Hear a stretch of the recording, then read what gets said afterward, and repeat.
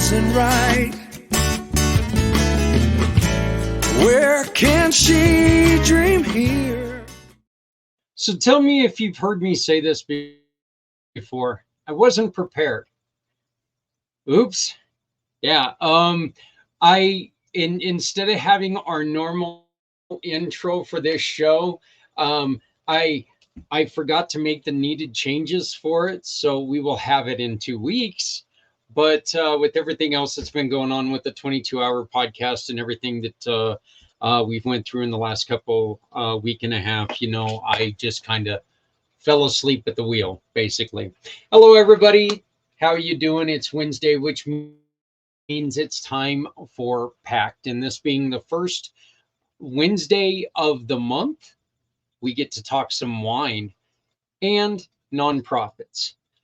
Now, this also being March, we decided why not bring it all together and do the conversation that Jeff and I from Jeff Pearson from Hydro with Hope and I have started about brain injuries, because it is Brain Injury Awareness Month. So once again, we are thrilled to welcome Hydro with Hope as our event, or as our nonprofit of the month. So we're already getting questions from you out there, which is so that I love seeing the participation. Okay, it means a lot because there are a lot of people who have a lot of questions, people with TBIs, people with brain injuries, people with questions who take care of other people. We've had a lot of people who are caregivers reach out to us and say, hey, this is really cool that you're doing this, because families are so confused at times. So I'm really excited to bring Jeff on and we can talk about some of the things, because I've ran into a couple individuals through the old interweb thing, talking about hydro and some of the things that they suffer with. But before we get to Jeff, I have the distinct pleasure to reintroduce to you all our brand new host, our brand new sister in giving, a great friend in making. We haven't had too much time to talk, but I'm excited for this. Please welcome or join me in welcoming Miss Melissa Lozada. How are you doing, sweetheart? I'm good, Zach. Thank you. Thank you for having me. It's a pleasure to be here and help support. I am more than thrilled to have you on here. As we said, Stephanie is stepping away for a while. She and her family are moving and starting their life in their new venture with the homestead. And part of that venture includes not having much internet. So, and we definitely, she said, look, you're not going to stop doing what we've started. And we've got a great, I got a great person to step in and join our team. And so she introduced us to you. So, but why don't you do me a real quick favor, Melissa, and just talk to everybody real quick. Tell them about you. Tell them who you are, and just give a real quick introduction to yourself, please. Well, thank you. So my name is Melissa Lozada, and I am a cause entrepreneur with One Hope Wine. And One Hope is a charity-based winery. So we donate to thousands of causes around the world, 501c3 nonprofits. One Hope Wine is basically the only charity base that I know that donates a 10% of every purchase of their donations to support nonprofits. And I found One Hope just by looking for some wine, and I fell in love with their vision. I fell in love with their mission. I fell in love with their purpose, and it all aligns with what I believe in. And I feel like part of my purpose here is to help make an impact. And it's a pleasure to be here. I love Stephanie. I called her briefly before the show. And she's wonderful. She's a great inspiration, a great friend, and I'm happy to have been aligned with her through One Hope. So it's so nice that she had asked me to come and, take her place for a little while until, she's all settled in. And, I know it's going to take some while, a little while for her, but she's still here and she's still giving us all of her support. And I'm just very grateful to have this opportunity to step in and introduce who we are and to share One Hope. Not many people know about us and what we do, so it's really nice to get to know about other nonprofit organizations, because I'm huge on giving back. And especially I read a little bit about Hydro with Hope before we got on, and I love the vision and mission there. I have a cousin that went through this, so it's nice to hear the story, and I'm looking forward to it. So thank you.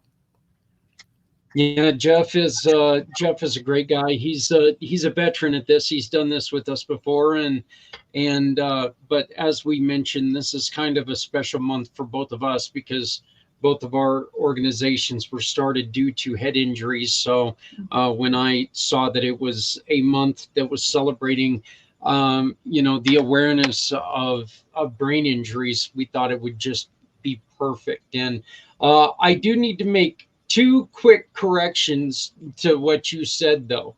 The first is you're not stepping in for anybody. You are joining the team. You are permanent. You're on here. Thank You you. are joining to help us. You're not anybody's replacement. You are just a great addition to what we're doing. So You. don't ever think that if Stephanie gets her internet, you're out of here, because that ain't it. You're here to stay. So you're stuck with us now. And the one thing that you mentioned how One Hope Wine gives 10%. Truth is, they give 20%, don't they? Tell us a Right. little bit about the One Hope Foundation. Yes, thanks for making that correction, because not a lot of people know that. So 10% of your, purchase will support the nonprofit, but in addition, we support clean water, health, education, and world hunger. So we support those four pillars at all times, which is a blessing. So that's what that is. Yeah, and it's a very, very important thing just to know that, you're every time that you buy a case of wine, every time that you buy a bottle of wine, it doesn't matter. Um, you're giving every time you buy a bottle of wine. And it's not, look, we're here in support this month of Hydro with Hope, Mhm. but you get to choose out of a huge variety of nonprofits who you want to support.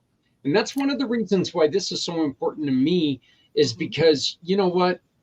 I love being able to choose who you support. Yes. And I love That's it too. important. Yeah.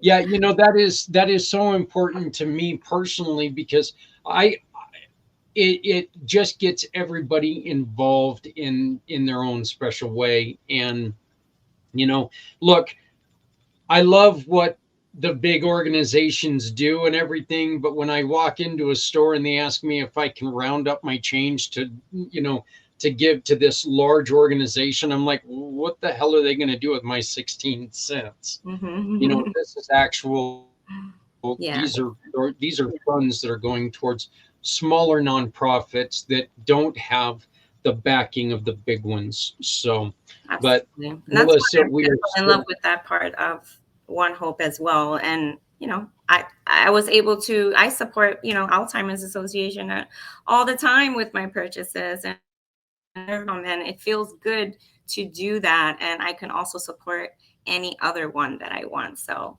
I agree with that, that Zach. Cheers to that. that's that's very, very true. Right above Melissa's little Hollywood square, if you will, you'll see a QR code. That is to our Facebook page.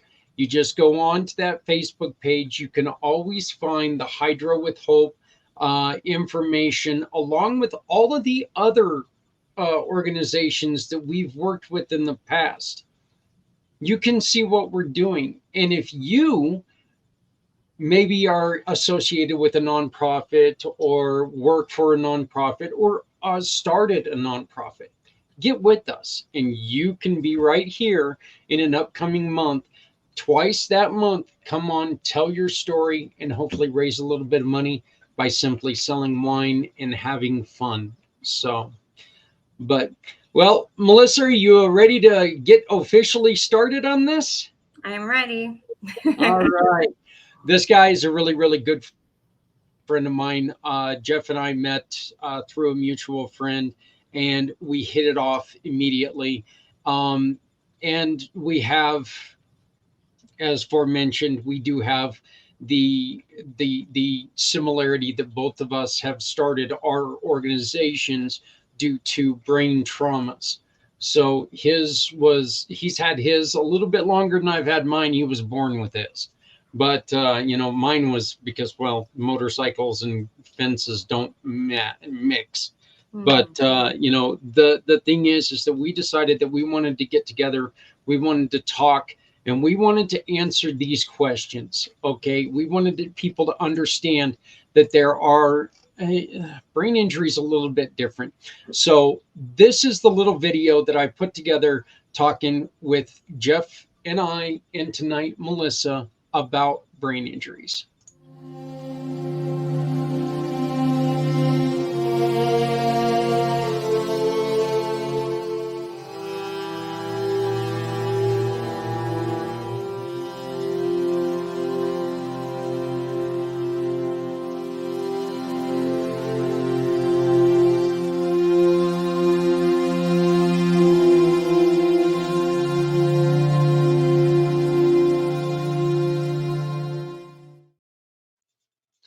Welcome, Jeff. How are you doing?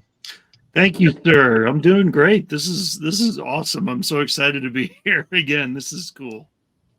It's kind of one of those things that I didn't want to pop it on you this morning. I've actually been trying to think of this for the last couple of days about, if we can, that we needed to get you back on here.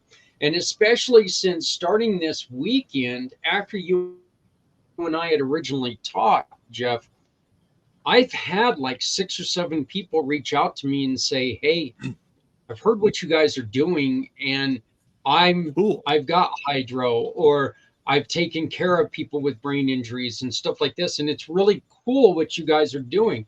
I've got one new friend who, she contacted me and she was like, "I didn't know that there were other people who knew what I was going through with hydro," and she is struggling with, and Jeff, I don't want to put anything into your mouth, but she suffers with short-term memory loss.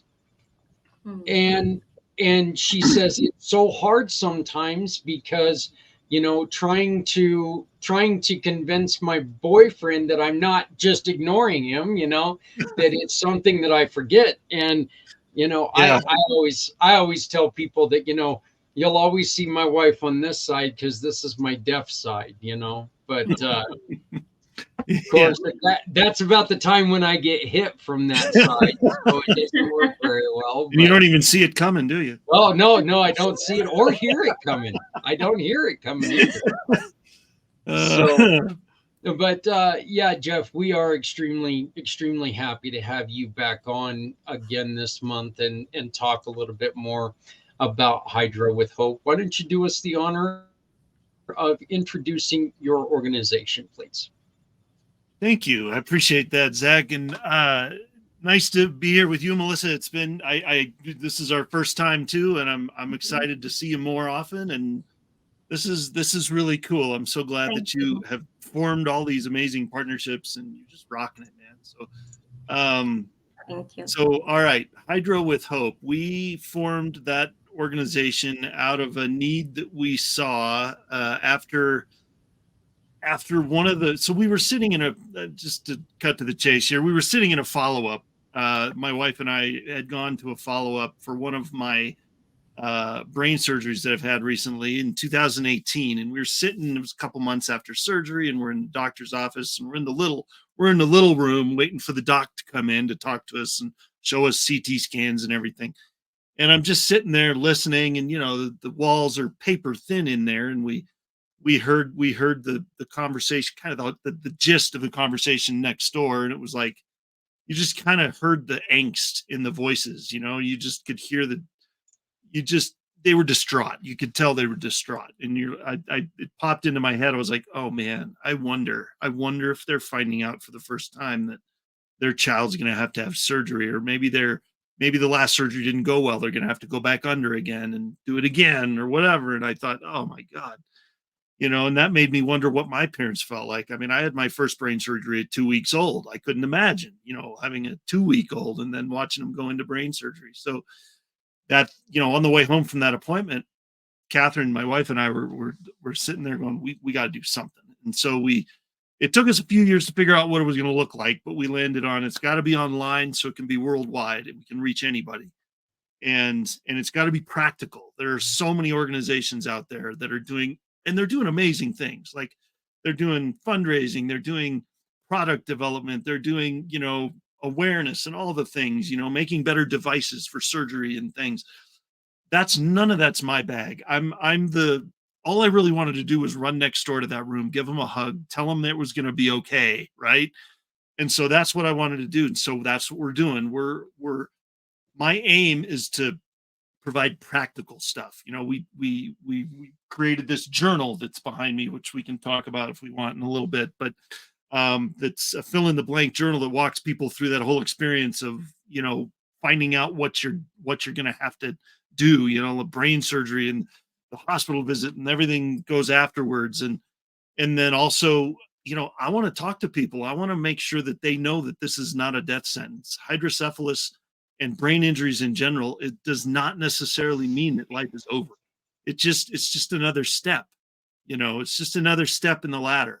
So, and people need to know that, because it's real easy to get down in the dumps and get down and say, oh God, I've got this now. It's over. And it's so not. And so that's what we're going for. Brain injuries are they look, they're not unlike any other injury where it comes to you've got to learn how to live with them. Yep. But they're not a death sentence. Let's be honest here. People live through cancer. People live through tons of things. Yeah. Melissa, you've unfortunately lost your mother, but she was able to live for a while with Alzheimer's. We need to fight to figure out how to live with these things. Yep. Hydrocephalus is a condition in which fluid accumulates in the brain, typically in young children, enlarging the head and sometimes causing brain damage. That's why they put the stents inside your head, to make sure right. and in order to make sure that the fluid and the swelling stay at bay, right? Right. So ideally for the two of you and for the majority of the population, your brain is equipped with ventricles, right? That are all functioning, and there's several of them in there, because your brain is producing cerebral spinal fluid 24 hours a day. It produces about a quart a day. It never stops. And so that fluid has to go somewhere. And for most people, it just goes through the ventricles, enters the spinal column, goes down the spinal column, reabsorbs into the body. Everything's cool. It's just a continuous flow. For those of us with hydrocephalus, a lot of us, me, in my story in particular, I had one of my ventricles was blocked. And so it did not have all the escape routes, so to speak, from the brain to flow. And so they had to create an artificial ventricle, which is what the shunt is. So they, typically, a hole is drilled in the skull, a tube is inserted into the ventricle, and then a shunt is attached to that, and then a cord is attached to that shunt. And it's right back here and behind my right ear under the skin, and then the cord comes down here, and that's what redistributes the fluid. It drains into the abdominal cavity, or so they put it somewhere so that it can reabsorb safely into the body. It's kind of like an artificial ventricle. And so it's been successful, but it's not foolproof. So we're still working on that. But yeah, that's kind of the long and short of it there. Yeah. it's also one of those things that it's not generally it's not a one-time fix. It's not that they put this in your head at a baby and then it's like taking out your tonsils. You only need to do it once. This is something that it's a repeated surgery every once in a while. They're going to have to go in, things misstep over the years, whatever it is, right? I mean, some people are fortunate enough to have one, maybe two surgeries. I mean, our friend Stephanie is one of those. She had like one or two surgeries. She hasn't had another one since. It's awesome. I love that. Some people even outgrow the necessity for it. I know one guy that had the shunt, and then their body just outgrew the need for it, which is great. But you're right. Typically, yes, you are dependent on that shunt draining that fluid, and unfortunately, these shunts are despite all the decades that they've been used and developed and improved and all that stuff, they still have like the highest failure rate of any medical device in history. And so, yes, we have to replace them pretty often. On average, the lifespan of one of these things is about 2 to 3 years. I have been fortunate. I've experienced better longevity with that. I've only had 7 brain surgeries in 47 years, almost 47 years on this planet. By the averages, I should have had at least twice that many. And I've known people half my age that have had over 100 surgeries for it. So you just never know. It's just a very individual thing. But the thing we all have in common with hydrocephalus is you will most likely have multiple brain surgeries in your lifetime. Jeff, how come they couldn't just go in and they couldn't just clear the blockage? That's a very good question for that neurosurgeon back in 1977. I think at the time that I had my initial surgery, I remember my dad telling me this a few months ago. We were having a conversation about it, and he said he actually had heard about a procedure that didn't require a shunt, but it was so pie in the sky in the 70s. It was so out there that they hadn't attempted it, or maybe they've attempted it, but it wasn't successful yet. Now it's pretty common. It's called an endoscopic third ventriculostomy. It's ETV for short. And that doesn't require a shunt. That's where they just create an artificial ventricle by punching a hole somewhere back here. I don't know the mechanics of it, but they just basically create a hole somewhere back here at the brainstem to drain the fluid, and they don't need a shunt. There's risks with that too. But that is, if it works and it sustains, it's an option that doesn't require a shunt, which typically doesn't require multiple surgeries. So that wasn't around when I was, or that wasn't a thing when I was born. So, well, those crazy doctors, they used to just love punching holes in skulls, thinking that it would cure all kinds of things. That's why they call it practicing medicine, right? They're just practicing. Yeah. They don't. Yeah, Hey, let's see if this works. No. Yeah.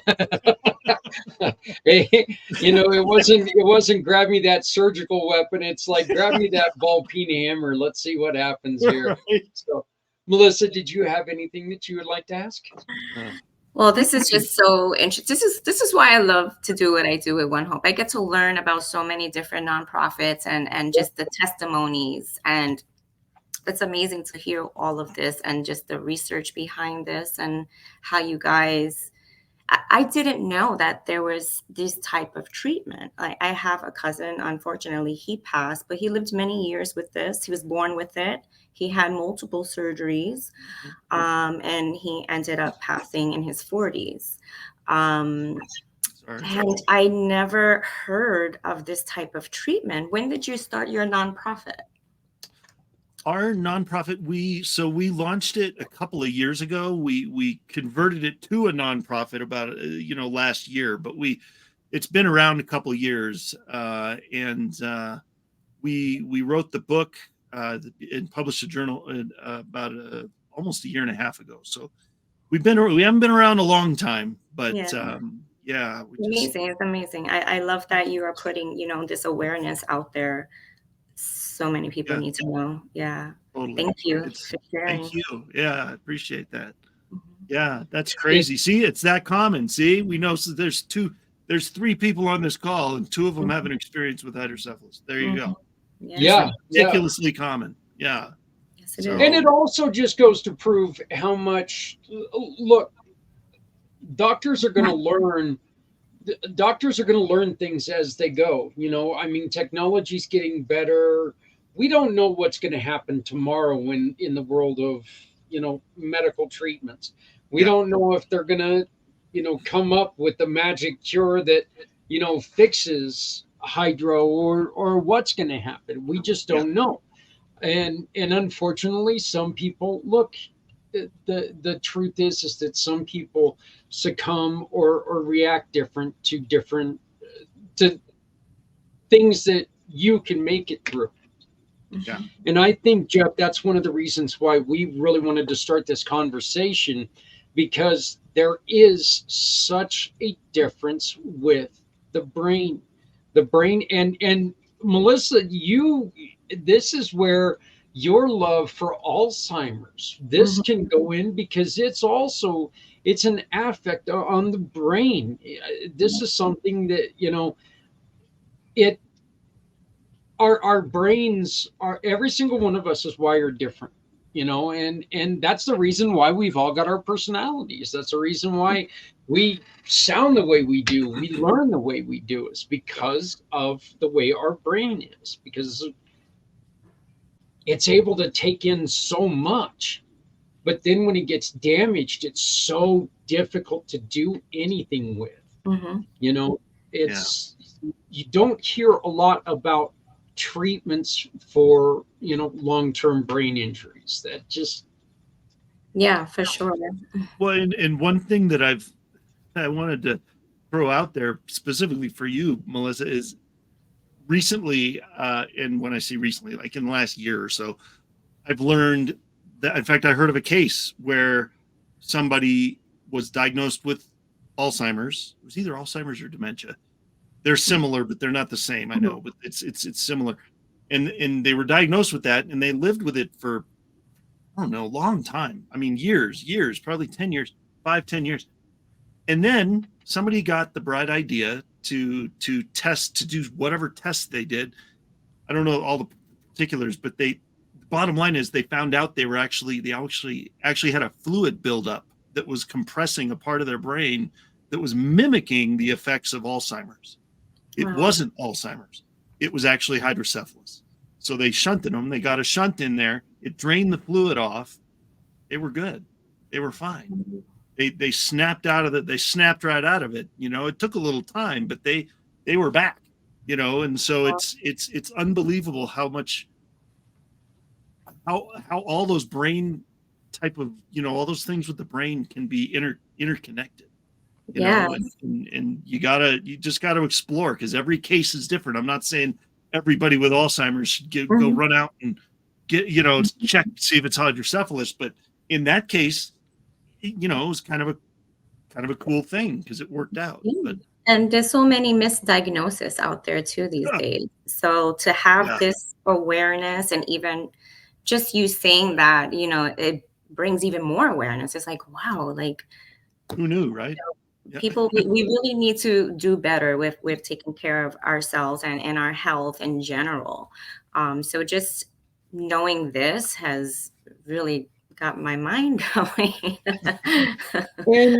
and see, I would almost say, Jeff, you know what? If you've got somebody that is going through this, and you know, what would it hurt to go and diagnose it?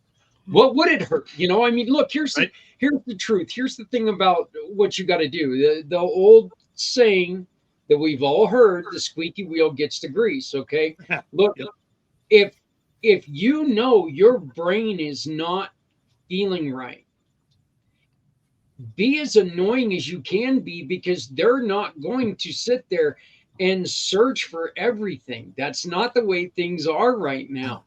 But the brain, you can't function without a lot of things. Okay, you can't function without a heart. You can't. But I mean, standing, I have struggles, Jeff. There's times that I cannot stand still. If I try to stand up, I fall over. Yep. I'll go and I'll be walking towards the fridge, and next thing I know, I'm walking in the fridge, Yep. and it's just Yeah. because that happens. Yeah. So, look, I would suggest that anybody who's got something wrong with it, have them check everything. Don't be afraid. Mhm. I mean, look, you may not love what they find. Yeah. Well, and not nobody knows you like you know you, right? Like nobody. Mhm. I live in my body, not you. I've Yeah. had many times over the years where I had to fight for, I had to fight to get them to listen.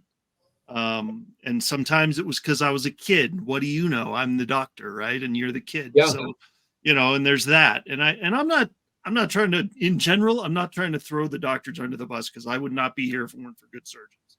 And I have had amazing surgeons thus far, and they've been wonderful, and not not the nightmare doctors that you sometimes hear about. But it is true that sometimes you have to fight to get what you need. And like we had to, like, in 2014, we tried to go through the proper channels and go to the neurologist and go through the paperwork and go through the what is it, referrals, and all the things.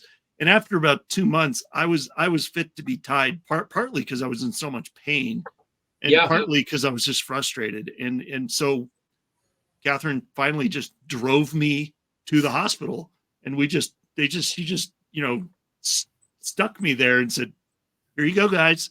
You didn't listen. Fix him."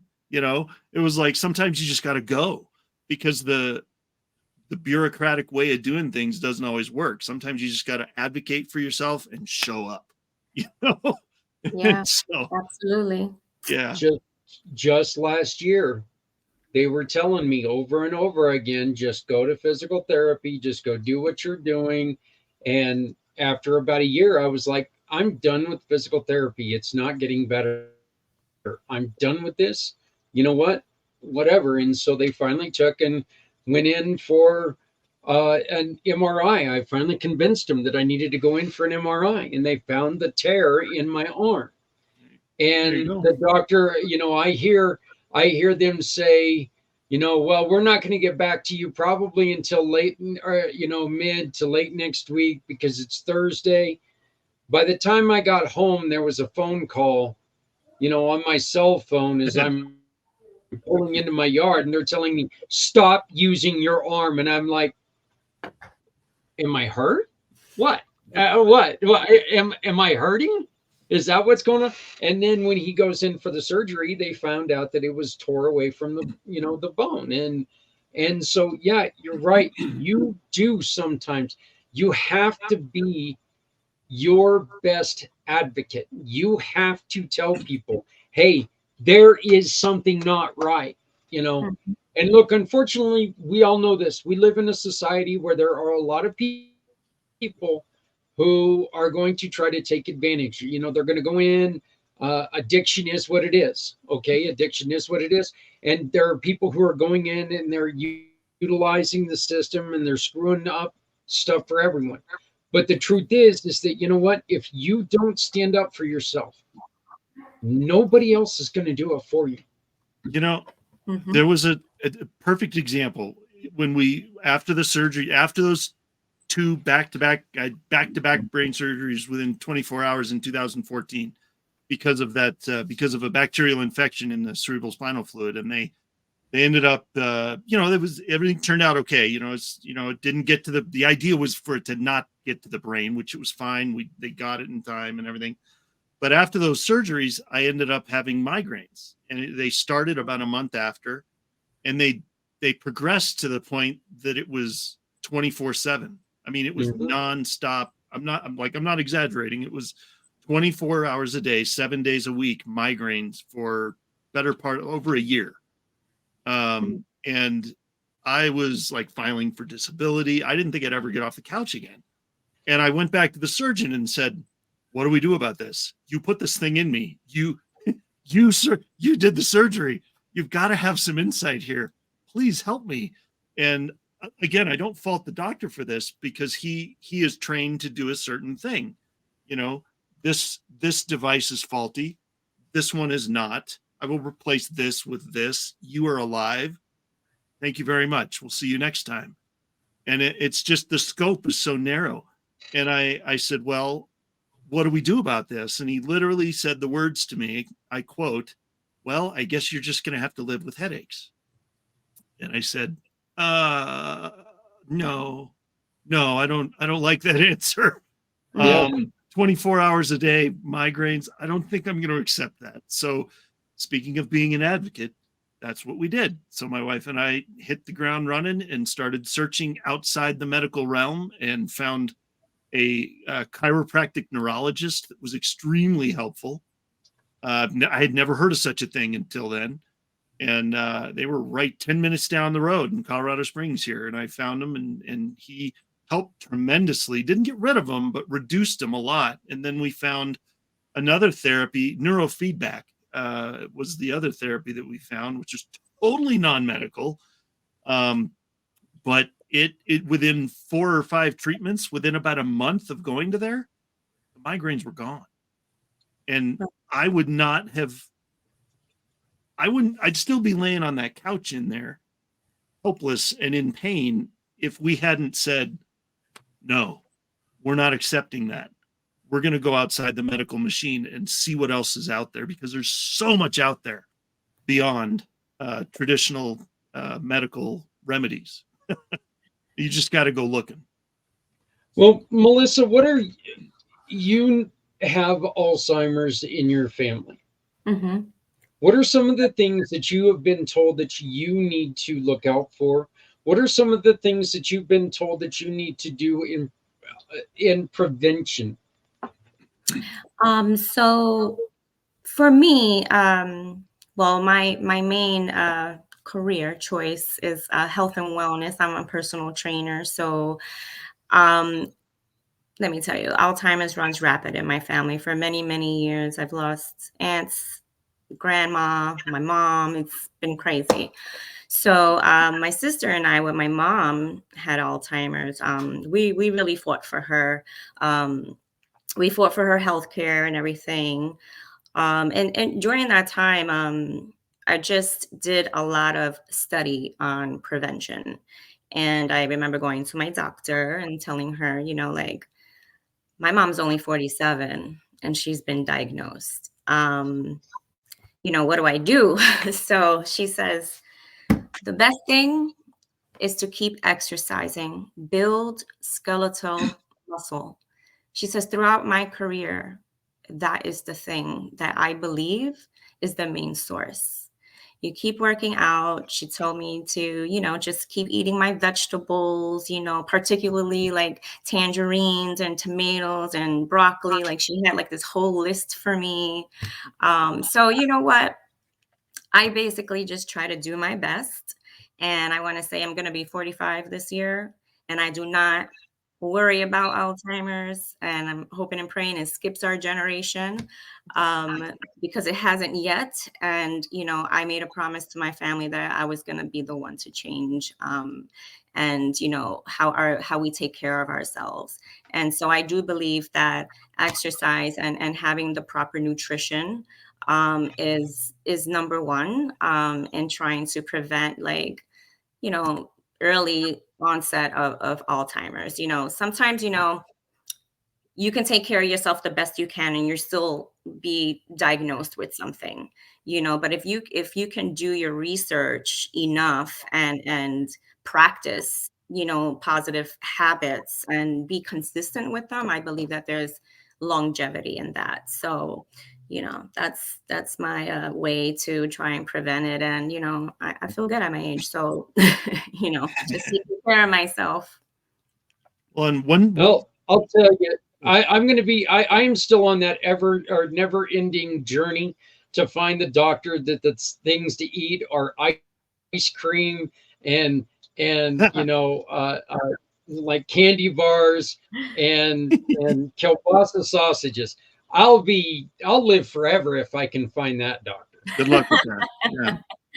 I'm with you. I'm totally with you. Yeah, the four major food groups, right? Yeah. Hey, you know what? I am not going to stop fighting until Dairy Queen is one of the major food groups. I am not going to quit until Dairy Queen is one of the major food groups. So, wow.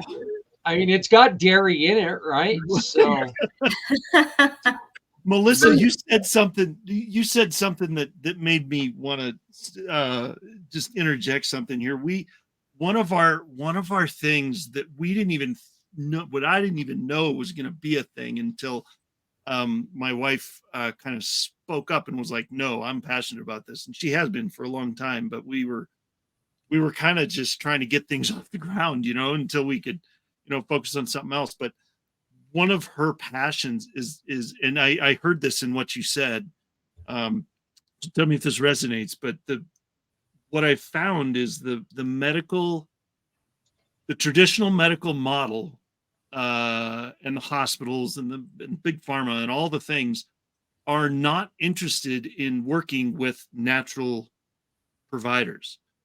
The chiropractors, the acupuncturists, the functional medicine docs, the non-traditional stuff, the ancient Chinese medicine type stuff that's been working for thousands of years, but we just don't have the clinical, the American Medical Association, proof for it. So people blow it off like it's voodoo, but it's not. And I'm so excited for the day that we can at least a little, maybe it's not like this, but maybe we can just a little bit work together with the natural world and the medical world, because I think that would be so much more beneficial for everybody. Yeah. Because there's aspects of all of it that could be beneficial to people. Yeah. Jeff, in our team, in our family, the Community Pay It Forward family, we've got so many practitioners of different things. We've got a brand new sister, Sarah Kuoku, who she's got something that works within your genes that helps make you feel better, that can also take and move you away from danger. It's like this. It's a hell of a lot smarter than I am with any of this stuff. But we have the Reiki masters, we have the people like this. And I think what's great is that with the epidemics that we're dealing with right now, people are getting smarter and they're saying, you know what? F you, I'm not going to go on all these prescriptions. I'm not going to do it. And look, I hate to say it, but I am on pain pills. I do have those daily migraines. I've had them for the 9 years since my motorcycle accident. I have a headache every minute of every day. And like you were saying earlier this afternoon, I was in on the couch because I couldn't take any more. Yep. And I was sitting there going, oh, everything was just like, and then of course I had a big old bulldog taking jump on my head. Thank you. But with the dogs, but I love the fact that we are getting all of these programs into our program, into the Community Pay It Forward family, to where we can start giving people different options. They don't just have to go to their doctors and say, well, we're going to keep feeding you this. And, if you don't grow a third arm, well, then there's a benefit there, right? But yeah, and I'm thrilled that we've got people who are noticing what we're doing there. Nice. Yeah, totally. I mean, it doesn't have to be that way, you don't have to be, just options, the doctors are just practicing anyway, so they don't know everything. So, in fact, I firmly believe that, no matter what specialty you go down that road of, if you're a general practitioner, or if you go the surgical route or the whatever, once your feet hit the floor on day one outside your residency and now you're in it, that's when your education starts.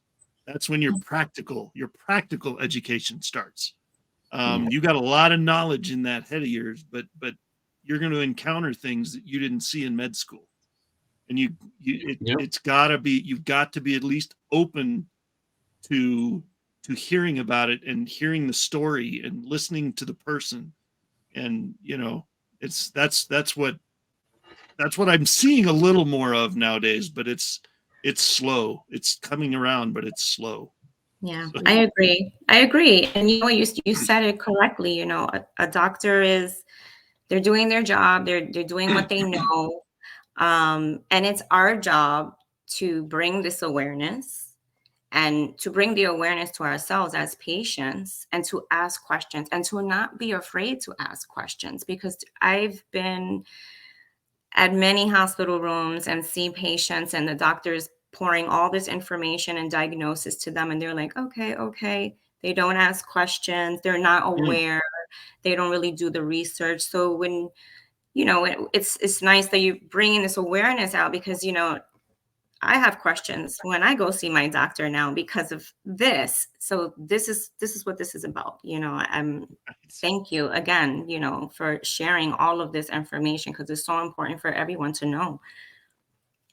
Well, and you know, here's a big shocker. Okay, I'm about 10 years older than both of you guys, so maybe not quite 10 years, but well, I am 10 years older than you, Melissa, but still.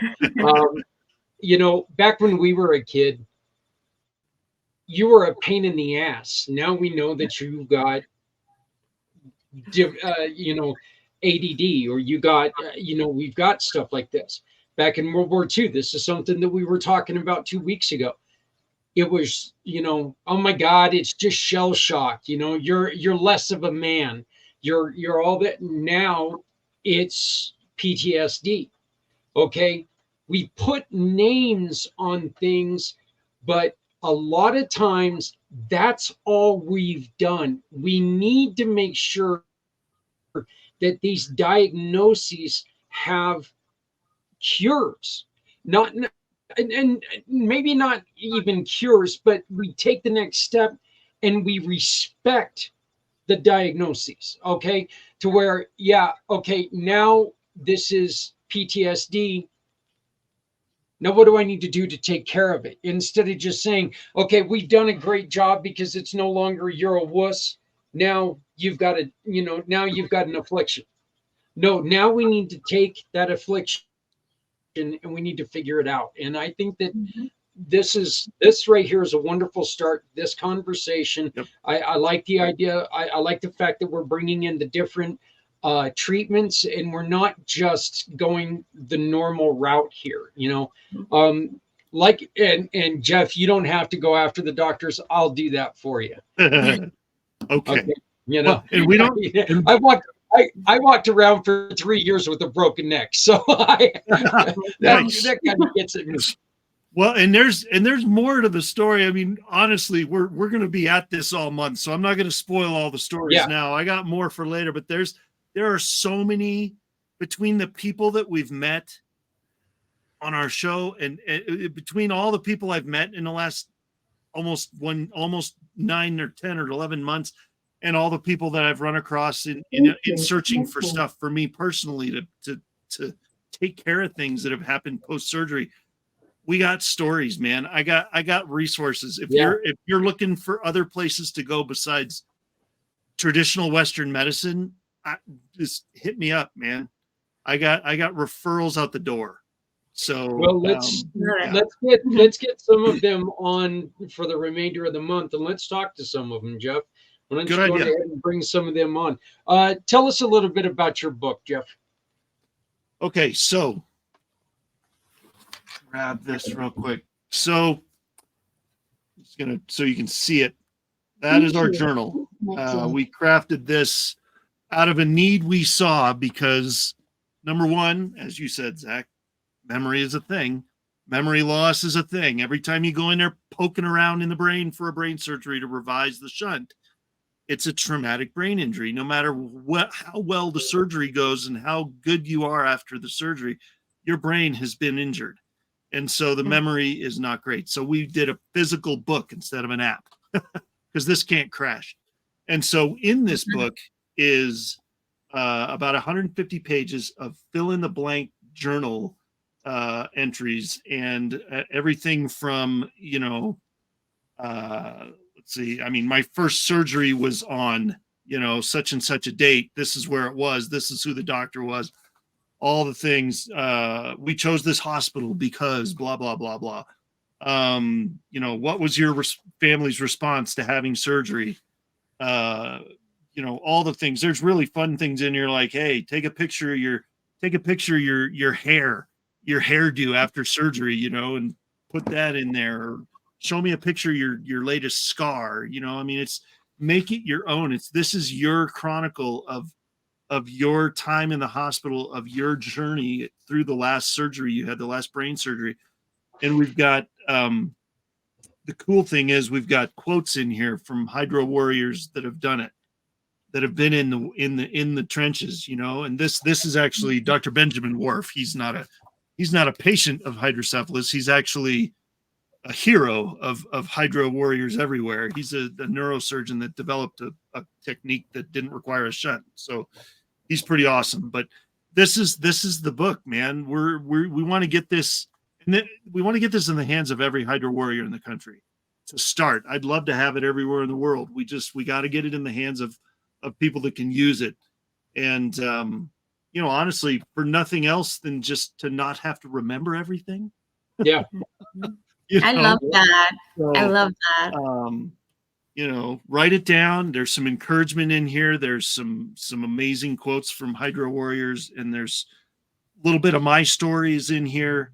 And so your parents, tell them about your parents. Oh, my parents are awesome. They actually wrote the foreword to the book.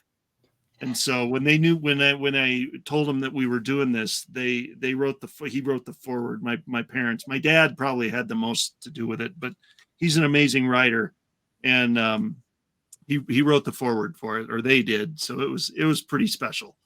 And it's a pretty awesome foreword, and we got a lot of good little nuggets in here. So I'm pretty excited for everybody to get a hold of this, and if for nothing else, just to have someone to write stuff down, just to have it to put pen to paper. That's valuable just in itself. When you're going through it, there's a lot of let's see, where is it?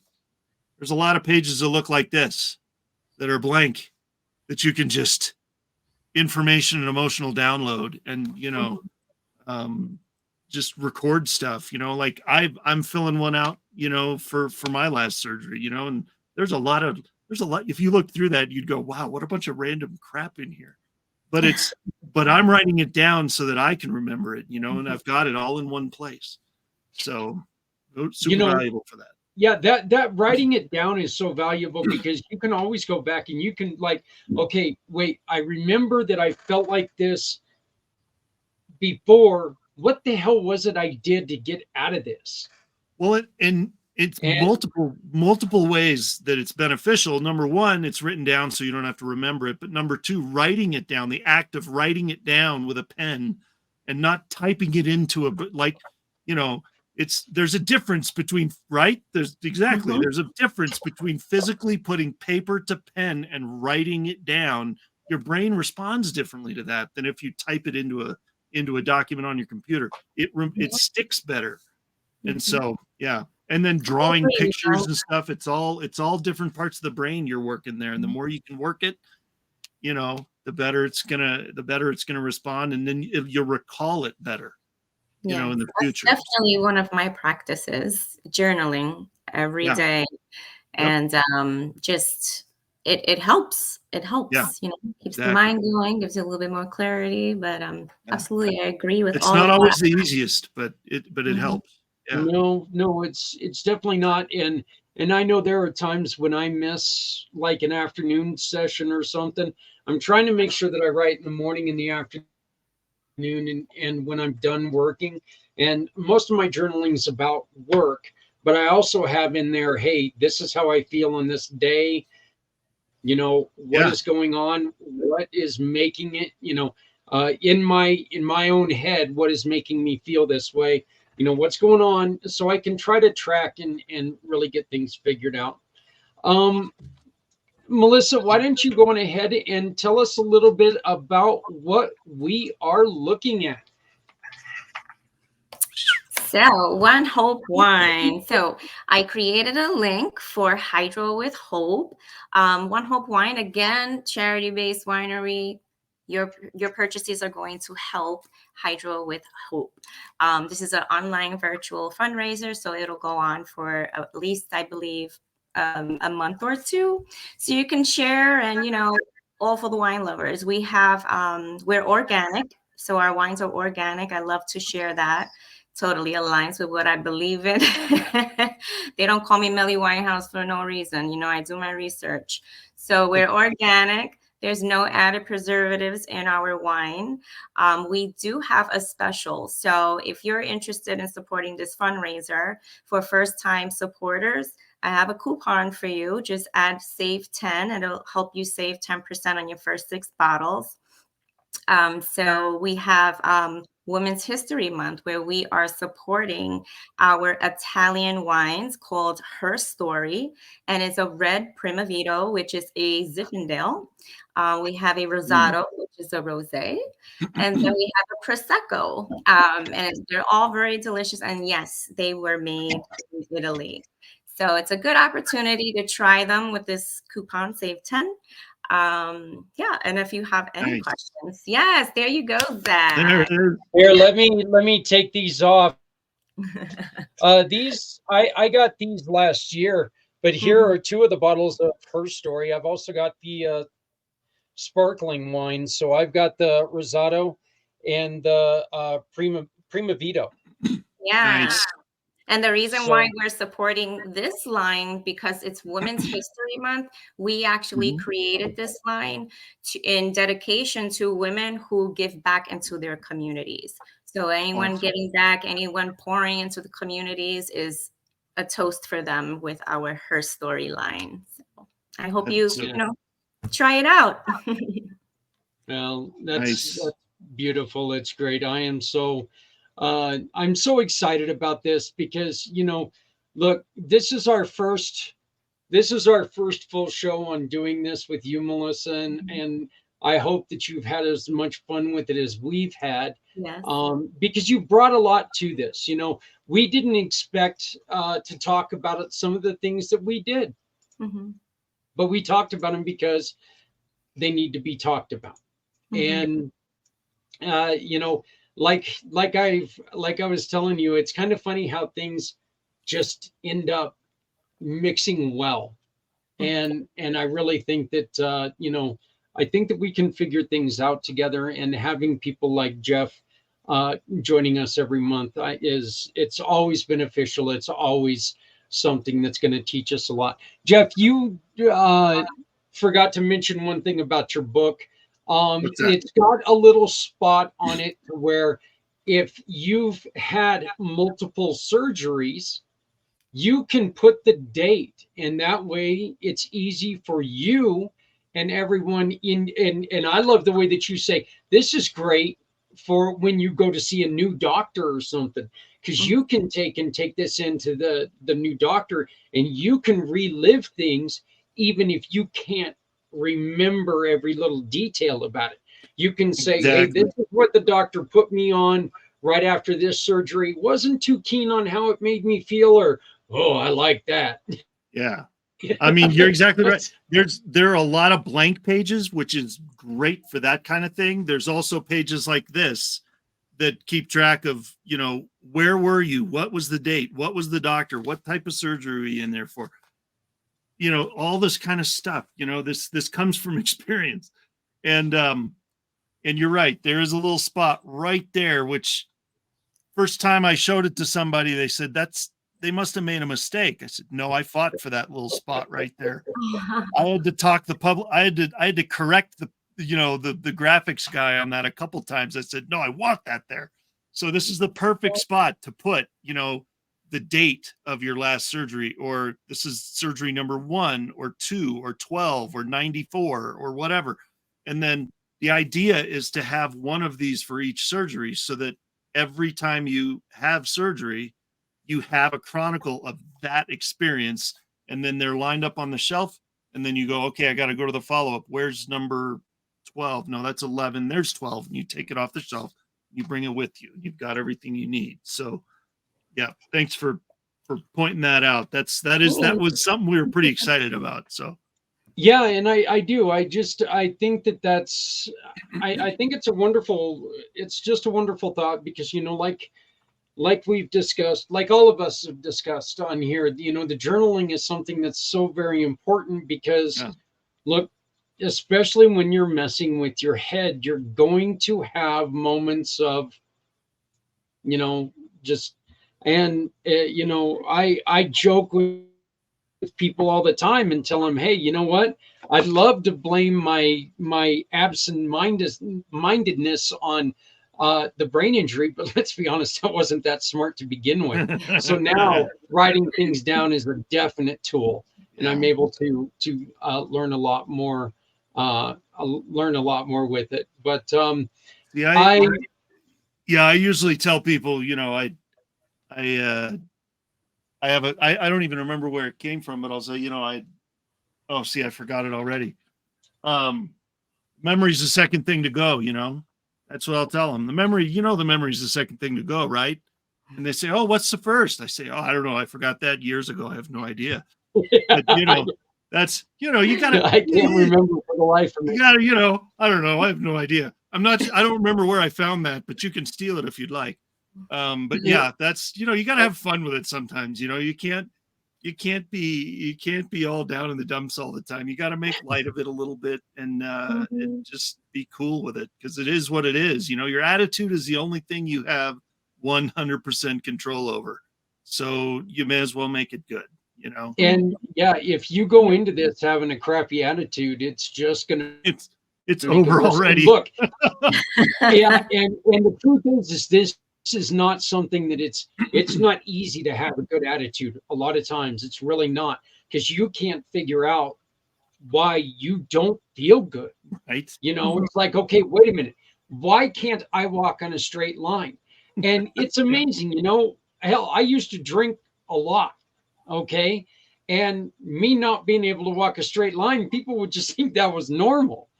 I don't drink anymore. Not to be able to walk a straight line now is just annoying, So, but there's little things that now will just really, it'll send you into a spiral, and you've got to be able to snap yourself out of it. Yes. Because, and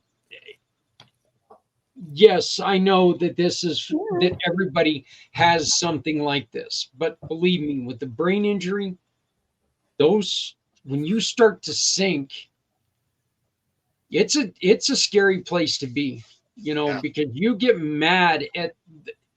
get angry at your head. You're like, why can't I do this? What is going on with you? Start to do stupid stuff like hitting your head, and it's not smart. Okay. No, don't do that. That's no. One of the greatest things that you've got, Jeff, in your book is this quote. Yeah. Brain is now easily overwhelmed by situations that are no big deal for most of us. Yeah. Yeah. This is talking about lights or sounds, or even driving. We made the crazy drive to and from Houston, Texas for the weekend last weekend. And I'll tell you what, not even driving that long, but driving at night. And I know a lot of people are like, oh, you're just getting older, your eyes are wearing out. It's different than that. With a brain that's not all firing on all cylinders, I could not see parts of the road. I was terrified to drive at some point during the night. I was like, Catherine, you got to take over. This is not working. You got to get us home, or we're going to be in trouble. The brain is controls so much, and it's true. You know, when you have an injury like that, it can really throw you for a loop, and things that used to be no problem. You could do it, you know, do it in your sleep almost, and now it's an effort, you know. It's a real effort. So totally get it. Yeah. Yep. Yeah. So, well, I want to thank both of you. Melissa, did you want to say anything else before? Well, just thank you for having me, Jeff. It was a pleasure meeting you. I loved hearing your story. How you, you know, bring awareness to this is amazing. Your story is a blessing, and it carries a lot of faith. And I hope that it's also a testament for others. So keep doing what you're doing. And I would love, you know, to continue, you know, work with you as well. Any, you know, fundraising, whatever you need, I would love to be there to support best way that I can. And yeah, Zach, thank you for coming. This is my first show, and I was a little nervous this morning. I'm not gonna lie. And you did great. You did great. And, you know, Melissa, I really loved how you could tell you were comfortable. You could tell you were a little nervous at first, but you could really tell how comfortable you got. And I'm really, really proud. I'm extremely excited that you got comfortable that quick, because look, this is all about, you know, this is all about doing what we do, which is trying to find ways to help people. And and I am so thrilled that you were able to pick it up, Lee, as quickly as possible. There we go. See, I just tried to make up a new language right there, and you guys were here for it. Thank God I talk for a living. So, but we will see you both in 2 weeks. Right back here. Jeff, is that going to work for you at 5, or you need us to come on at 6? We'll figure it out, man. 5 o'clock. I can 2 weeks from now. I think I can make it work. Yeah, we'll figure it out.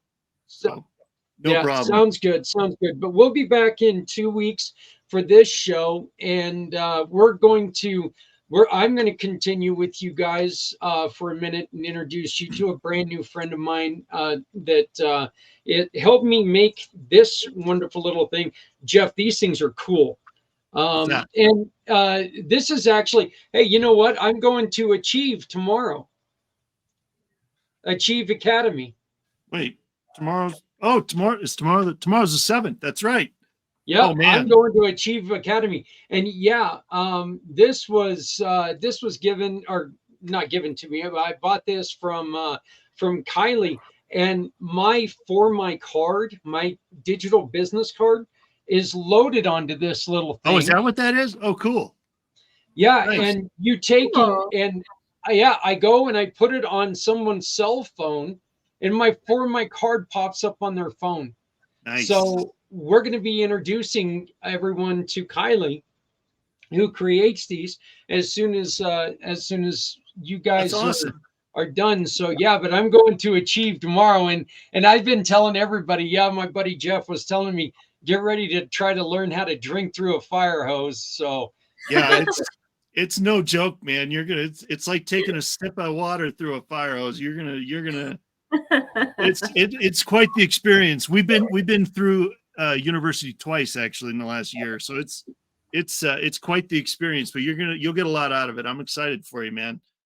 Well, I'm looking forward to it. I'm going to stay down in Denver tomorrow night afterwards because of my head injury. I'm not going to try to drive to, from Greeley to Denver 2 times. And my wife just said, no, I know you'll be a jerk if you have to drive that. No, just stay there. So smart man. She's wonderful when it comes to supporting me. I'll tell you something, Jeff. Adrienne is like your wife. She really does. She watches out for me, and she's able to see, hey, his eye is completely shut. His palsy's affecting his face. That head is not in a good place. You need to go and, shut yourself down. Yep. So, it's great to have someone like that. But Melissa, Jeff, thank you both for participating today. And I really look forward to seeing you both. Jeff, I'll see you before 2 weeks. But and Melissa, you can always join us whenever you want. You are part of this family, and I want you to feel as comfortable and getting involved. And especially since you do have something to do with the brain injuries and the history there, I would love to hear more from you. Yeah, But sure. once again, this is you can help Melissa and I raise money for Hydro with Hope by simply scanning that QR code. You can also go to the little QR code that's above there, the colorful one, and it will be on the Facebook page. Is that up already, Melissa, or not yet? Not yet. It'll be up right after the show. Okay, perfect. So it'll be up right there. And we ask you, join us. Give us your favorite wine stories, or give us your favorite wine recipes. Learn more about her story. These, look, I love these bottles. That's the reason I've still got these. These are neat. I love the story behind them, and the reason for them. So, but yeah, I've still got 3 bottles of this left because of that. So, and that was hard to do when my son was home from Japan. They started to disappear a little bit. I bet. That stuff is so good. I'm telling you, I'm with you, man. I have never had such good wine. That stuff is so good. So yeah. Well done. Well done. Oh, but man. yeah, please just make sure you scan the QR code and support Hydro with Hope. One bottle of wine, every bottle of wine equals a donation, 2 donations, one to Hydro with Hope and one to the One Hope Wine Foundation. And Melissa, one more time, what is that? What's the special that you got going? Oh, we have a special on the Her Story right now for the Women's History Month. So, and we also have if you check out with 6 bottles, you put save 10, it's going to save you an additional 10% on those bottles. So it's a great way to try One Hope and share it with your loved ones or give it as a gift.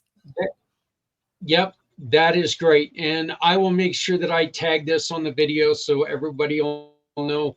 Just put in there save 10 under the promo, and you can save 10% and support great causes. So to both of you, thank you so very much. And we will be talking to you both very, very soon.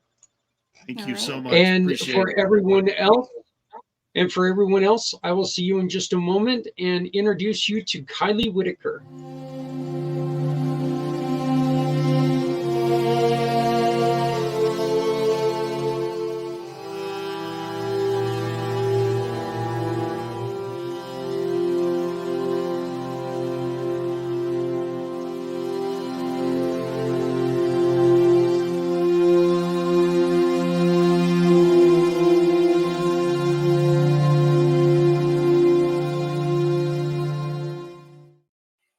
I love getting to meet people in public again. It's been a long time.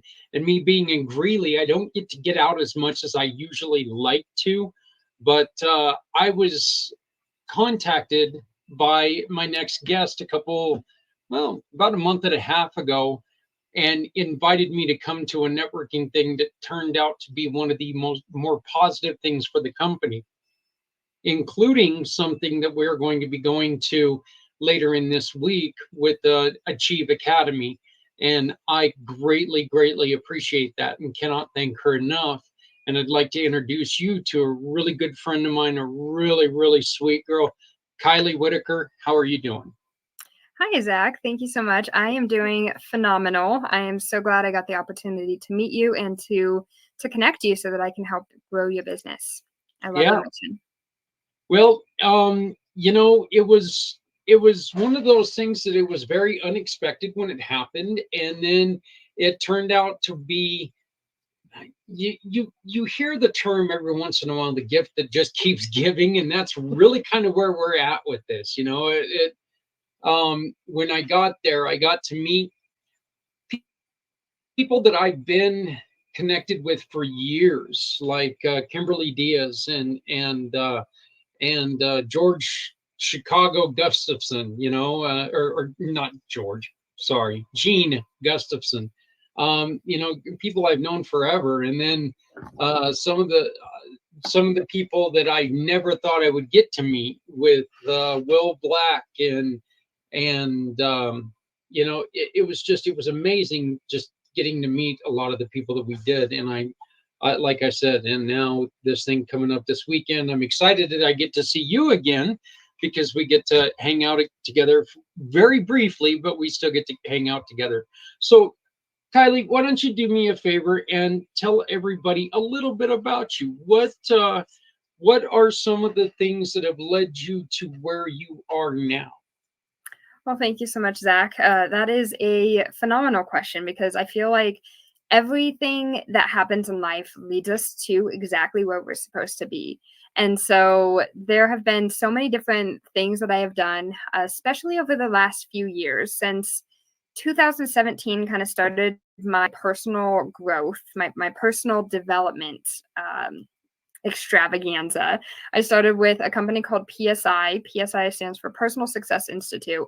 And that really started my personal growth, my personal development. And I really started learning and fell in love with learning and growing and wanting to be the best version of myself. So I've been through, I don't even know, over 500 hours of in-person seminars and personal development things that have really helped me realize who I am and how I'm meant to show up in this world.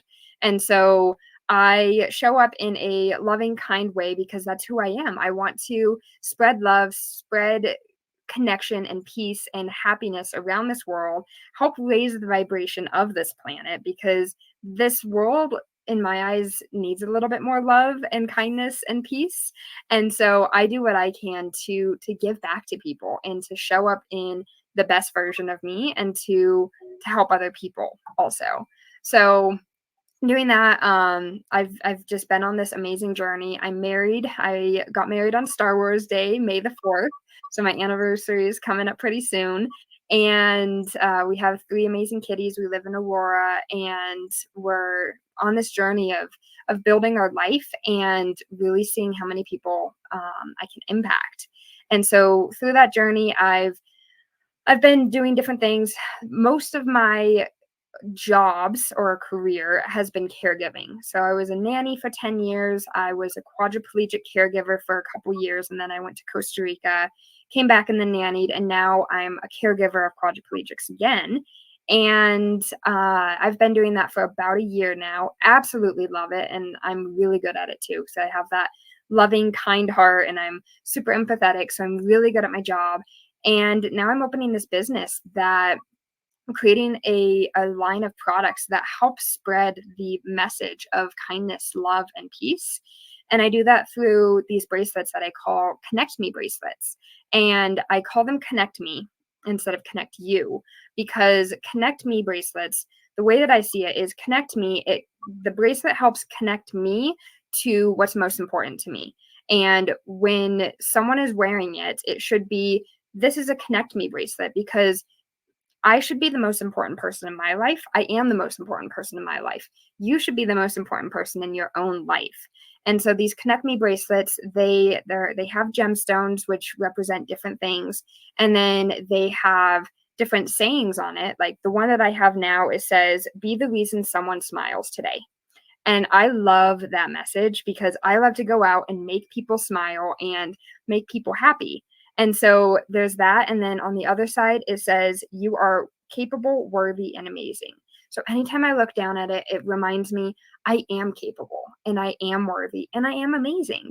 And so it connects me to what is important to me.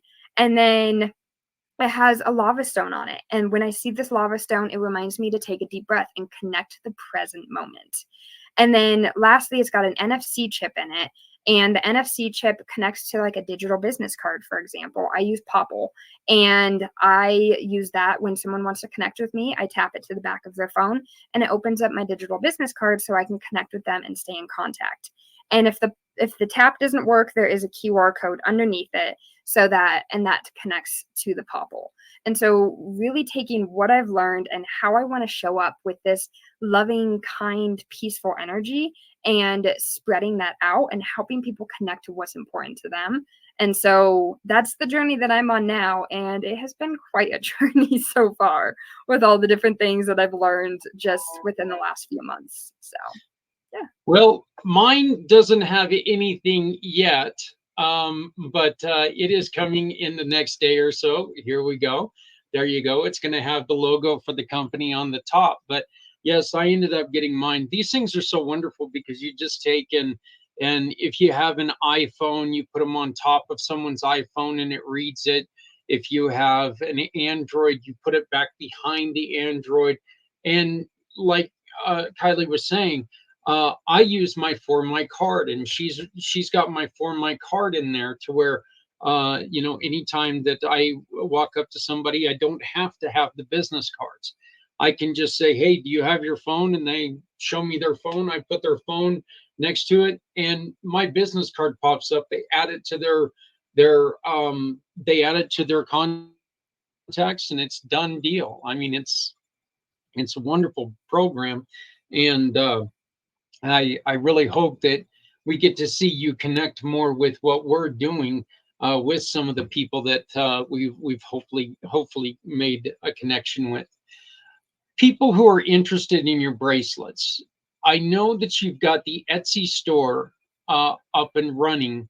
You're still working on the website and everything else, but right now is the Etsy store the best place for them to get a hold of you to get theirs built? Yeah, probably the best place right now. I'm working on a place that's super easy to go to, see all of the different options. You can get options that are already pre-made and already laid out, or you can make your own and put in the gemstones that really have meaning to you. Like I have this guy who he wants onyx beads. He wants white and black onyx beads because the business name is Onyx. And so that is a very personalized one. So I can do personalized ones with whatever gemstones, whatever look, your logo, whatever it is. And so right now the Etsy probably is the best place because I'm so new. I don't have a perfect website up yet. I'm just kind of going with the flow and working things out as I go. Yeah, see, the couple of the things that I've got like green and purple beads because I just love those two colors. And then of course I've got the lava rock as well. My little silver things inside of here kind of have like a it's like a Viking ruin look to them. And so I saw those and I was like, yeah, I think I want those on there. So I mean, it's really neat how you take and you allow somebody to take and put it together, and it really doesn't. I mean, you really put them together fairly quickly, and you do a really good job of it. I know that you're very meticulous, and I mean, it was really cool watching you work. And there were so many people bugging you on that day, including me. But it was really neat to see how many you did. What is it about these that really got you thinking, this is what I want to do? I am a very, very creative individual. I love to create products. I've had probably 10 different products that I've quote unquote invented, just kind of thought about, and then I have a 3D printer, and so I create it on Tinkercad, and then I print it into real life and bring it to life. And so my creative juices always are turning, and the bracelets are a result of a couple months worth of trying something out. Okay, that didn't work super well. It still worked, and just kind of tweaking things a little bit to find something that people really enjoy and really love and that works really well. And so just using my creative talent to make things and to be able to spread that joy and to see people wearing them and they're like, oh my gosh, I love my bracelet, this is amazing, it's got my logo on it, or it's got this or that. And then the interchangeable toppers, just being able to see the joy on people's faces, I love so incredibly much. And so that's what really is keeping me going, is seeing how much people love it and how it can impact so many different people and the different kids could wear it to remind themselves that they are loved, or business owners, and connect them to what's most important to them. So it can be helpful for so many people, and I just love it. I actually really like the idea of connecting them with children, because this could be something that, in case a kid gets lost, it can direct you to, somebody could take and scan this and say, "Hey, ma'am, I found your son in the store that's looking for you. Can you meet me somewhere?" I think it would be. I mean, that's a fantastic idea. I think you and I need to work on maybe talking about that with the Cub Club. I think that would be something very beneficial, because, our thing is I tell people this all the time. I love my kids, yours not so much, but every kid deserves to be safe. And so, with the Cub Club, that's one of the things that we really, really try to do, is we try to take and make sure that we're making the world as safe as we can for kids. Yeah. Your health care. Yes. We talk a lot to caregivers. What are some of the things that you really, really enjoy about healthcare? And then on the opposite side of it, what are some of the things that you have to do to make sure that you don't fall into that giving everything that you've got, which brings you into a position you don't want to be in? Ooh, I love that question. So starting off with what am I good at, or what do I love? Now, what do you love most about it? What I love most about caregiving is really having an impact on someone, and being able to show up every day and bring my positive attitude and know that I am making a difference. I am helping someone get out of bed. I help with quadriplegics. And so helping someone get out of bed and really having this positive, happy, loving energy about me, and going in and knowing that I'm going to brighten his day because I'm really good at my job. I don't miss steps. I don't take the easy way out. I do everything I can to make sure he is safe, he is comfortable, he is cared for, and to make sure that everything is okay. And so I really love doing that and showing up in this way that I know that he's going to be better off afterwards, after I've left. And that's usually that is the case. Is I show up and I'm this loving person that is able to care for another person.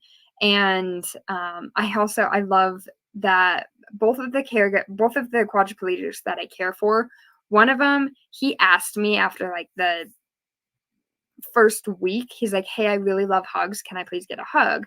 And so now I walk in and I give him a hug, and then before bed, like I'll hug him when he's in bed, and then in the morning I go and I give him a hug, and then before I leave I give him a hug. I don't see my boss without giving him at least 2 hugs. And that's the same with the other quadriplegic, and he didn't even ask me. I was like, "Hey, do you like hugs? I really love hugs." And so being able to go in, and sometimes people in wheelchairs, they don't get that physical touch as often. And so going in and really giving, like embracing them in a hug and letting them know that I'm there and that I care for them and that I do love them. I love both of my caregivers a lot, or both of my quadriplegics a lot. And so letting them know that you really do care about them is something that can really just shift their day around. What about, and I love that. I love that. And that's what leads to the next question, because a lot of times, unfortunately, in the life of a caregiver, life Yeah. happens, and the bad things happen. Kylie, what do you do to strengthen yourself when things go the into a difficult way, or if you feel yourself being overwhelmed? Because let's be honest here, a caregiver, you not only take on your own life, you're taking on your husband's life, you also take on the life of the people that you're caring for. How do you make sure that you take care of Kylie? Because that is so important. Yes, it is very, very important. And I feel like it's something that isn't talked about a lot. However, it is one of the most important things. So for me, when there are times that I go into work and they're not necessarily having the best day. Things go wrong, things happen, and so being in that space, that negative energy sometimes does come in. And so the things that I have done is sometimes I will step away and like I'll be like, "Hey, I'll be right back." And I'll step into the bathroom and I'll ground myself. I'll stand there, I'll take a couple of really deep breaths and I'll put a shield on. I'll put an energy shield. So pretty much what I do is I picture this white light surrounding me like a shield, like I'm in a bubble. And I picture it going all the way around me, sealing me up, and so energy can't really come in. My loving energy can go out. However, energy can't come in. And I picture that and I reaffirm myself like I am loving, I am peaceful, I am kind, I am courageous, I am impactful. And reminding myself of who I want to be and really taking a moment to take those deep, deep breaths because that makes all the difference. If I'm frazzled and I'm frustrated and all of these things are going wrong, being in the upset space and the fear-based emotion and being angry, that makes things worse. And so I really just taking that moment to take a few deep breaths and ground myself. And then another thing that I do is just is it's mostly taking that time away and being with myself for a couple of minutes and decompressing and then going back into the space like, hey, thank you for giving me that time. I know you're having a rough time. I'm sorry that you're having a rough time. What can I do to help? And knowing that they're having a rough time and knowing that if I am reacting to it, then it's not going to make it any better. It's okay, how can I make it better? So that, and then I take a lot of baths. I take a lot of Epsom salt baths. And just relaxing. I'll put on my peaceful music in the bath and then I'll lay there and I've got this little bath mat and I typically am in there for an hour to 2 hours and just relaxing. And sometimes I kind of drift a little bit and then come back and it's very relaxing. And then I do yoga every day too, because that takes care of my body. If I don't do yoga every day or at least stretch a little bit, my lower back is not very happy. And so those couple of things, and then, eating healthy and really having someone to talk to. Also, I talk to my husband about a lot of things and do my best to stay positive and have him ask me like, what made you happy today? What was your challenge and how did you overcome it? And that really helps me like, okay, I did have a challenge and I also overcame it. And so it's that positive spin on things too. So those are a few things that I do. Well, that's great. I just know that everybody that we've talked to, it's amazing how many times, Kylie, people don't have an answer to that. It really is amazing because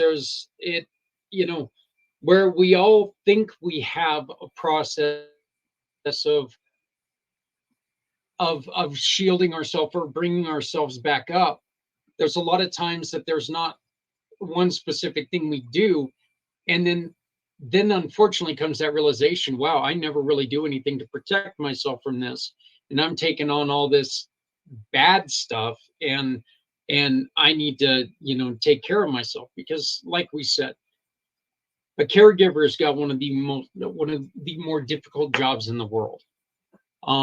Just because we're all caregivers to a point, but when you're really caregiving for somebody such as like you said, with kids, paraplegics, people with disabilities, anything like that, it gets so difficult, and so it can be stressful, and it can really hurt not just you but everyone around you. So I'm really glad to hear that you got that that down. And I think it's so important that you have that. I did miss one of my biggest things that has helped me over the years. Yeah. I don't typically do it at work. I do it before work. And this is a thing that I got into when I was a nanny, and going into work every day and having the kids, and they're very rambunctious, and they were amazing kids.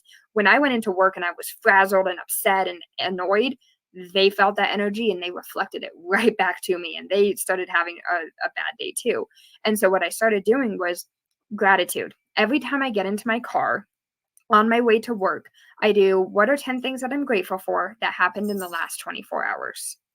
And so that really helps me. It's not like, oh, I'm grateful for my house and my cats and all of that. It's really specific. What happened in the last 24 hours that I am grateful for? And so that gets me into the mindset of looking for the positive, looking for the things that I'm grateful for. And that sets me up to go into work like, all right, I did all my gratitude. I'm in this mindful state of being grateful. And so let's find more things to be grateful about. And that is a huge shift that has helped me in the caregiving for kids and for quadriplegics. There's a lot of times it's hard to remember those things in the spot moment, and you've really got to take and try to think about them. But once you think about them, they do make you feel better, right?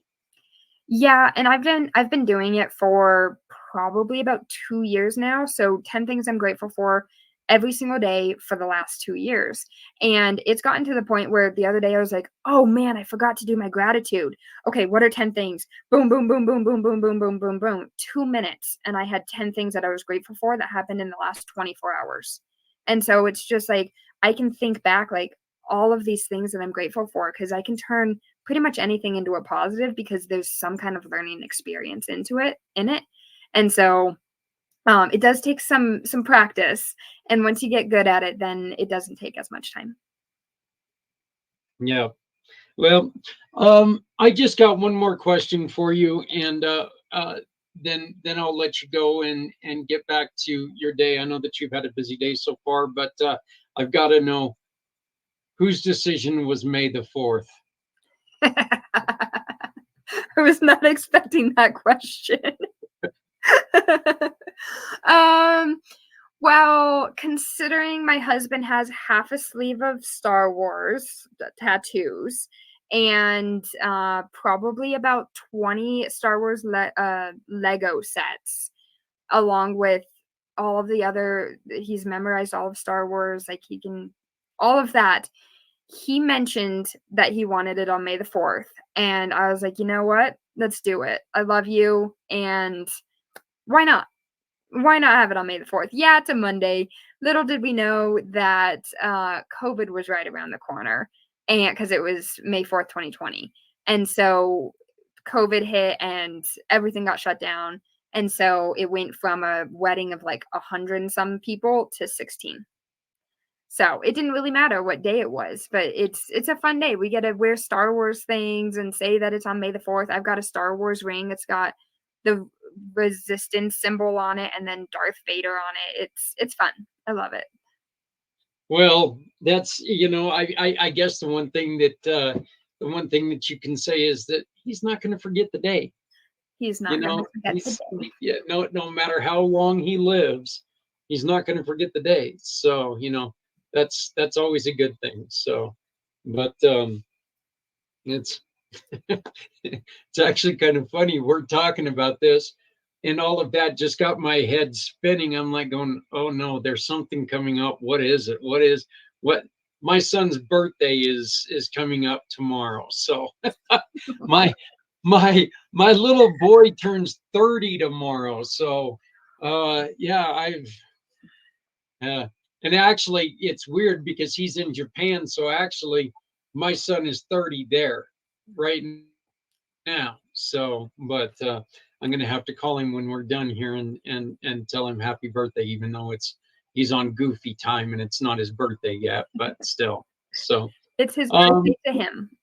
yeah, it's his birthday to him, but he's my gift. So I'm not done playing with him yet. So but anyway, congratulations on everything you're doing. Please keep up the good work. Check back with us whenever you have anything going on. Hey, you know what? I let me give you an opportunity to talk about Achieve, because I know that you're huge in Achieve. And let me just give you a real quick chance to talk about Achieve and what you found very helpful and what you would like other people to see. Oh, I love that. Yes. So I've been a part of Achieve only since December. And since December, let's see, January, it's the beginning of March now. So I've been a part of it for a little over 3 months. And it has completely shifted the trajectory of my business. I went to Achieve University, which is what you're going to later on this week, Zach. And Achieve University is where he was talking. It's run by Rob Raymond, who is one of the number one business coaches in the entire world. And he mentioned like invent a product, and I was like, oh, I have this really cool product. It's a bracelet. It's got the NFC tag in it and this and that. And he's like, we're gonna sell tens of thousands of those. And he really is so invested in helping business owners grow that they have conferences 3 times a year. They've got networking events pretty much every month, and they really have a mission to help business owners take their business to the next level. And so with the conferences and with the joint ventureships and the strategic partnerships, there's an opportunity to create over 1,000 leads per year for every single business that people have. And so it's the unlimited leads, it's the community of people who want to help you grow, and building those strategic partnerships with people so that they can refer you, you can refer them, and you grow your businesses together. That's what Achieve is all about, is growing your business and having people help grow your business with referral partners.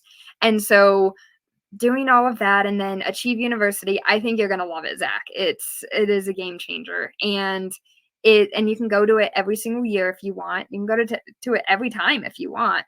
And it's Achieve just really has amazing people in it who want to help grow your business. And having that many leads, what would 1,000 leads for your business do for your business? It's crazy how even just meeting one person can change the trajectory and help your success expand so much more. And so, yeah, if you are interested in checking it out, I think it's achievesystems.com and or achievebizconferences.com, and you can check out the different Achieve conferences that we have going on, and come check us out. It's really cool. And yeah, it would be amazing to have you guys in it and help grow your business if you have one, or if you've thought about having a business, then this is a really great place to start. I didn't have my business before I went. I just kind of went and was like, oh, yeah, I'll check it out. And then the things that I learned. And oh boy, here we go. Yeah, like, okay, there we go.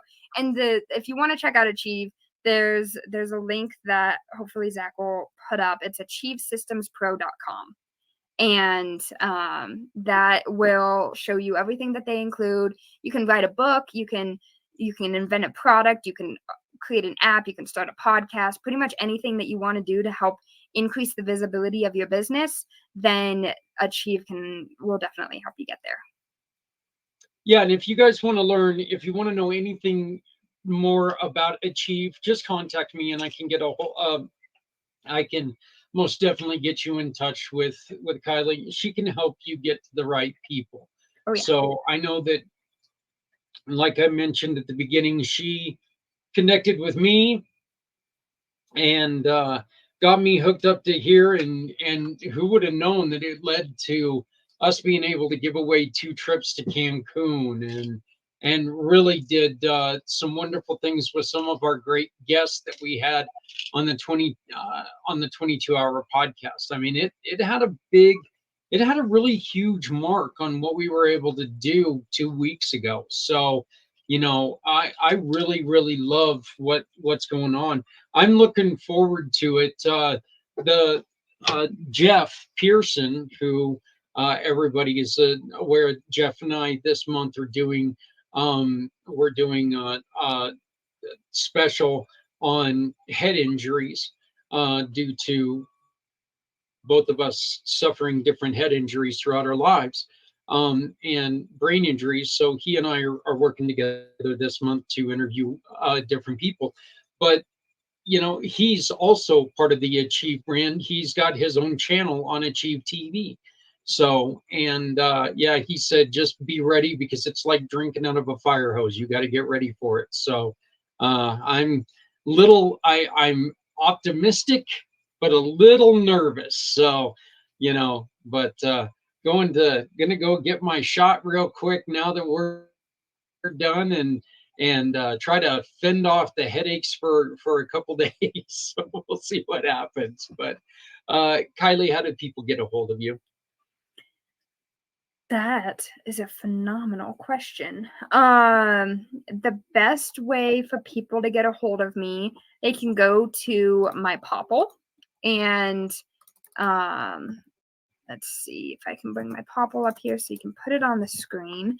And yeah, going to my Popple, you can download my contact information, share yours with me, and get in contact with me. I would love to talk to you about Achieve or the bracelets or caregiving or anything. If you have any questions that you feel like you want to ask me, please. I'm an open book. I'm willing to chat with anyone and see how I can help you, because I really am in this life to help people and to help them grow and help them achieve all of their goals and dreams. So there you go, poppleme.co/Kylie W, KYLIEW.